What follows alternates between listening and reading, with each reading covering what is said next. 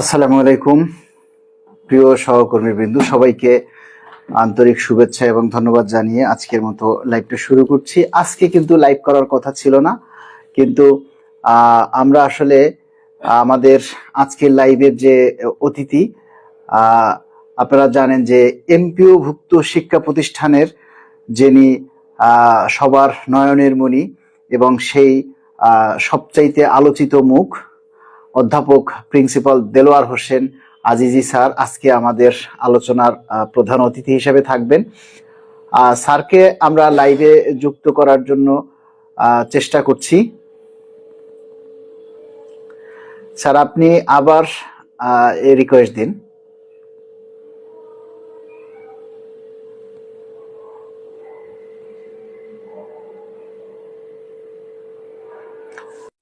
আজিজি স্যারকে আমি রিকোয়েস্ট দিয়েছি, আপনি শুধু অ্যাকসেপ্ট করলেই হবে।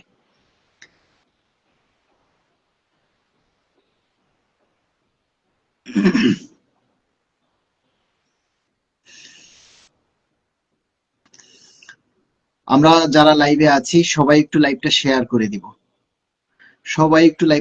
করে দিব, কারণ আজকে আমাদের মাঝে একজন শিক্ষক নেতা, এমপিও ভুক্ত শিক্ষক ফেডারেশনের সম্মানিত নেতা অধ্যাপক দেলোয়ার হোসেন আজিজ স্যার আমাদের লাইভে আজকে যুক্ত হবেন। আমরা বিভিন্ন বিষয় নিয়ে স্যারকে যুক্ত করার পরেই আমরা মূল আলোচনায় যাই।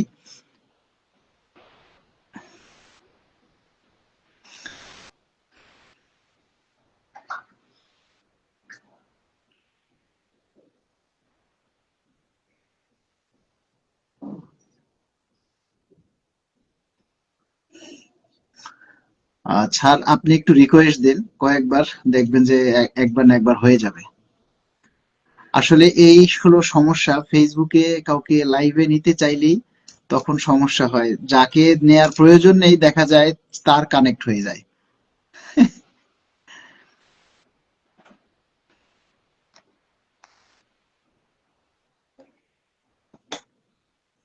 পেজ টু পেজ লাইক করা যায় না, পেজ না না স্যারেরটা হচ্ছে প্রোফাইল পেজ, স্যারেরটা সরাসরি পেজ না, ফেসবুক আইডি।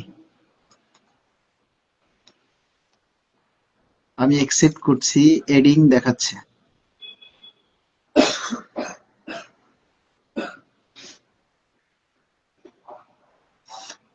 ডিজিটাল ওয়াশিওয়ালাও চলে আসছে। আব্দুর রাজ্জাক ভাই লিখেছেন সংগ্রাম চলবে, অধ্যাপক না অধ্যক্ষ। আচ্ছা, আপনারা কারেকশন করে নিলেই হবে।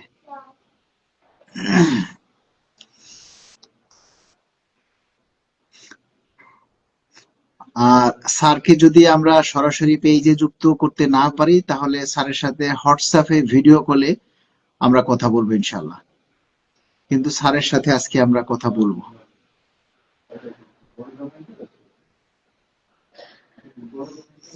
সামনে এগিয়ে যান ইনশাআল্লাহ। নিজ ভূমির পরবাসী পে স্কেল আর হলো না। আচ্ছা, তাই নাকি? আপনারা জেনে গেছেন, শুনে খুব খুশি হলাম।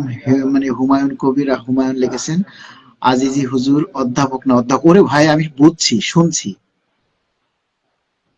শফিকুল ভাই কেমন আছেন? আলহামদুলিল্লাহ। সৈয়দ মুন্না ইনশাআল্লাহ, মিকাইল হোসেন ইনশাআল্লাহ, এমডি আসাদুল ইসলাম আমি আছি ভাই। সবাই লাইভ শেয়ার করেন, সবাই আগে লাইভটা শেয়ার করেন, তারপরে কমেন্টস করবেন। আজকে শেয়ার না করলে তার কোনো কমেন্টসই করবো না। সবাই শেয়ার করুন। কিভাবে বেশি বেশি চেষ্টা করব ভাই, কিভাবে বেশি বেশি ভাত খান, কিভাবে বেশি বেশি ভাত খান, কিভাবে বেশি বেশি টাকা ইনকাম করার জন্য চেষ্টা করেন, যেভাবে বেশি বেশি অন্য কাজগুলি করেন ঠিক সেভাবে বেশি বেশি আপনার দাবি আদায়ের জন্য চেষ্টা করুন। ঠিক আছে? সবকিছু শিখতে পারেন, বুঝেন, এইটা বুঝেন না, তাই না? সবকিছু বোঝেন কিন্তু এইটা বোঝেন না। এটা আজকে আজিজি স্যারের সাথে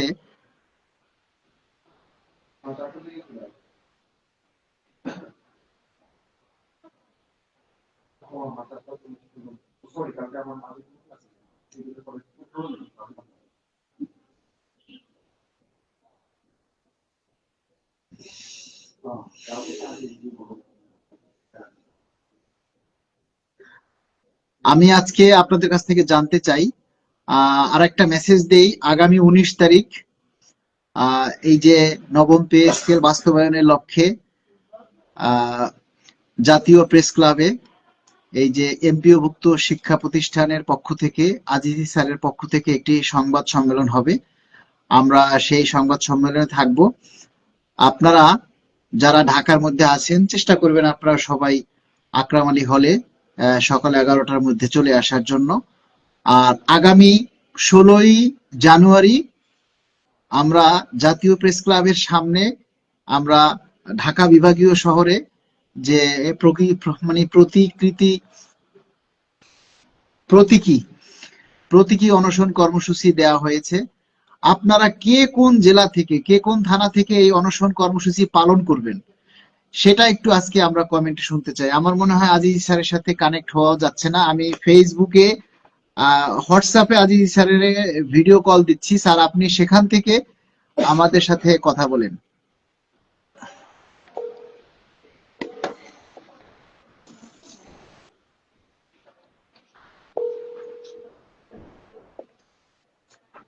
সামনে থেকে সরে দাও।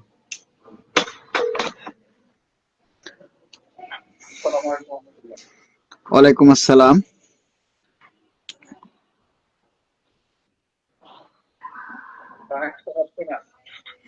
হ্যাঁ হ্যাঁ,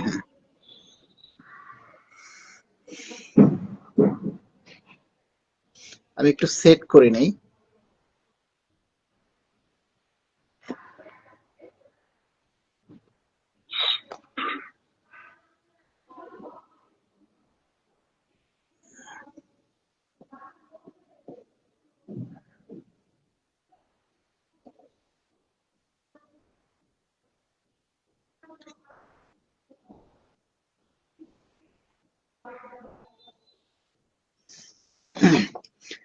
জি আসসালামু আলাইকুম। ওয়ালাইকুম আসসালাম ওয়া রাহমাতুল্লাহ। ভালো আছেন? জি আলহামদুলিল্লাহ ভালো আছি। প্রিয় দর্শক, আমাদের সাথে আহ ভার্চুয়াল কলে যুক্ত হয়েছেন আমাদের অধ্যক্ষ দেলোয়ার হোসেন আজিজি স্যার। আমরা আজকে তার কাছ থেকে অনেক তথ্য আমরা জানবো, অনেক কিছু শুনবো। আমরা দীর্ঘদিন থেকে আসলে এই পে স্কেল নিয়ে আমরা আন্দোলন করছি এবং আমাদের যে 5ই ডিসেম্বর আমরা যে মহাসমাবেশ পালন করেছি সেই মহাসমাবেশেও আজিজি স্যার আমাদের সাথে ছিলেন, আমাদের আন্দোলনে শরিক হয়েছেন। তাই সেজন্য আমরা কৃতজ্ঞতা প্রকাশ করছি। আর আজকে এই যে আমাদের পে স্কেলের দাবি, এটা কিন্তু সমগ্র জাতির জন্য। সারা বাংলাদেশে যত সরকারি কর্মচারী আছেন সবার জন্য এই পে স্কেলটা। আমরা 10টা বছর, আমি একটু শিরোনামটা বলছি হুজুর, যে আমরা 10টা বছর 2টা পে স্কেল থেকে বঞ্চিত। 2015 সালের সেই আওয়ামী লীগ সরকার আমাদের সর্বশেষ পে স্কেল দেয়, কিন্তু সেখান থেকে আমাদের 3টা টাইম স্কেল, একটা সিলেকশন গ্রেড কেড়ে নেয়। বিনিময়ে যে 2টা উচ্চতর গ্রেড দেয়া হয় সেটা শুধুই শুভঙ্করের ফাঁকি। ওই উচ্চতর গ্রেড 10 বছর পর কারো যদি লাগানো হয় তাহলে তার কারো 10 টাকা, কারো 20 টাকার উপরে বাড়ে না। আমরা সেই উচ্চতর স্কেল বাদ দিয়ে আমরা পুনরায় পূর্বের ন্যায় টাইম স্কেল আমরা পুনর্বহালের দাবি জানাচ্ছি এবং একই সাথে আমরা নির্বাচনের আগে 12ই ফেব্রুয়ারি জাতীয় নির্বাচন, সেই নির্বাচনের আগেই আমরা পে স্কেলের গেজেট চাই। এ ব্যাপারে আমরা আজকে স্যারের মুখ থেকে আমরা কথা শুনবো। স্যার। জি, ধন্যবাদ আপনাকে আজকের এই প্রোগ্রামে আমাকে যুক্ত করার জন্য। আমরা পে স্কেলের যে প্রজ্ঞাপনের দাবিতে শহীদ মিনারে সরকারি কর্মচারীদের যে প্রোগ্রামটি হয়েছিল, আপনারা সবাই জানেন যে আমরা ওই প্রোগ্রামে আমাদের জোটের পক্ষ থেকে আমরা ওখানে অংশগ্রহণ করি এবং আমি ব্যক্তিগতভাবে ওখানে এবং আমার জোটের নেতৃবৃন্দ ওখানে সারাদিন ছিলেন। আমরা ওখানে বক্তব্য দিয়েছি, একাত্মতা ঘোষণা করেছি এবং ওখানে আমরা ঘোষণা দিয়েছিলাম যে পে স্কেলের স্টেক হোল্ডার হিসাবে সরকারি কর্মচারীরা যে কোনো প্রোগ্রাম দেবে, আমরা এই প্রোগ্রামের সাথে একাত্মতা ঘোষণা করে তাদের সাথে আমরা আন্দোলনে অংশগ্রহণ করব। তো পরবর্তীতে ওনাদের সচিবালয়ের যে সচিবালয় ভাতার দাবিতে যে আন্দোলনটা হয়েছিল, এই আন্দোলনের কারণে আহ, এখানে আমাদের যে পে স্কেলের যে দাবিটা, এটা অনেকটা ম্লান হয়ে গিয়েছিল। বিশেষ করে আহ, যারা আন্দোলনের নেতৃত্ব দিয়েছিল, কয়েকজনকে গ্রেফতার করার কারণে, সাসপেন্ড করার কারণে কর্মচারীদের মধ্যে একটা ভীতিকর পরিবেশ তৈরি হয়। সেখান থেকে সার্ভাইভ করার জন্য ওনারা চেষ্টা করছেন এবং ইতিমধ্যে ওনারা কিছু প্রোগ্রামও করেছেন এবং আগামী 15 তারিখ 16 তারিখ শুক্রবার প্রেস ক্লাবের সামনে প্রতীকী অনশনের ঘোষণা দিয়েছেন সরকারি কর্মচারীদের যে জোটটি রয়েছে, জোটের পক্ষ থেকে সারা বাংলাদেশ ব্যাপী। ইতিমধ্যে হ্যাঁ, সারা বাংলাদেশে জাতীয় প্রেস ক্লাব এবং অন্যান্য প্রত্যেকটি জেলায়। আমি জোটের পক্ষ থেকে ইতিমধ্যে শিক্ষকদের আহ্বান জানিয়েছি যে আমরা যেহেতু পে স্কেল স্টেক হোল্ডার, আমরা সবাই আমাদের সুবিধা মতো জায়গায় আমরা যাতে প্রতীকী অনশনে যাতে আমরা অংশগ্রহণ করি। পাশাপাশি আমরা এমপিভুক্ত শিক্ষা জাতীয়করণ প্রত্যাশী জোটের পক্ষ থেকে গতকালকে আমাদের মিটিং ছিল, রাতে মিটিং এ আমরা সিদ্ধান্ত নিয়েছি যে আমরা আগামী 19 তারিখ জাতীয় প্রেস ক্লাবে মৌলানা আকরাম খান হলের মধ্যে আমরা সংবাদ সম্মেলনের আয়োজন করতে যাচ্ছি এবং ওই সংবাদ সম্মেলন থেকে আমরা সরকারকে একটা নির্ধারিত সময় বেঁধে দিয়ে আমরা একটা কর্মসূচিও দিব ইনশাল্লাহ। তো আমরা যেহেতু ইতিমধ্যে নির্বাচনী তফসিল এটা আপনার যেহেতু নির্বাচনী তফসিল ঘোষণা করা হয়েছে, নির্বাচনী আচরণ বিধি এগুলো আমাদের মাথায় রাখতে হবে। এগুলো মাথায় রেখেই আমরা আমাদের কর্মসূচিটা আমরা ফিক্সড করব। আমরা চাই যে 19 তারিখের সংবাদ সম্মেলনের আগেই যাতে সরকার এটা একটা সুরাহা করে। আর এই বিভক্ত শিক্ষকদের আন্দোলনটা কিন্তু সাম্প্রতিক কালে আপনারা দেখেছেন যে আমরা শহীদ মিনারের যে আন্দোলনটি করেছি, এটা একটা মনে হয় বাংলাদেশের ইতিহাসে একটা সর্ববৃহৎ আন্দোলন ছিল। এখন আমরা সংবাদ সম্মেলন করার পরে যদি সারা বাংলাদেশের শিক্ষকরা কর্মসূচি দেওয়ার পরে ওই রকম পরিস্থিতি তৈরি হয়, আমাদের কিন্তু কিছু করার থাকবে না। এই জন্য আমরা সরকারকে বলবো যে আমরা এটা আচরণ বিধি মেনে আমরা এটা করতে চাই। কিন্তু যদি এটা তৃণমূলে ছড়ায় পড়ে সারা বাংলাদেশে এবং শহীদ মিনার আন্দোলনের মতো যদি আন্দোলনের রূপ নেই, এটার দায়ভার কিন্তু সরকারকে নিতে হবে, আমাদের কিছু করার থাকবে না। এবং আপনাদের যে গতবার যে মানে শহীদ মিনারে যে আন্দোলন ছিল সেখানে শুধু শিক্ষক ছিল, কিন্তু এইবারে যদি আপনারা পে স্কেলের দাবিতে আপনারা কর্মসূচি ডাক দেন, সেখানে কিন্তু শিক্ষক সহ সারা বাংলাদেশের সকল পেশার সরকারি কর্মচারীরা কিন্তু সেখানে যোগ দিবে, তখন সেটা কিন্তু জনসমুদ্রে রূপান্তরিত হবে। নিয়ন্ত্রণের বাইরে চলে যেতে পারে সরকারের যদি এটা এরকম হয়।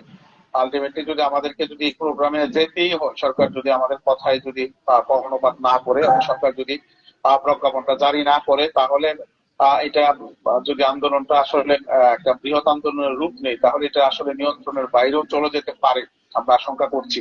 কারণ যেহেতু ওই সময় শুধু শিক্ষক ছিল, কর্মচারী ছিল, এখন কিন্তু সরকারি যারা স্টেক হোল্ডার আছে সবাই এখানে হয়তো অংশগ্রহণ করবে।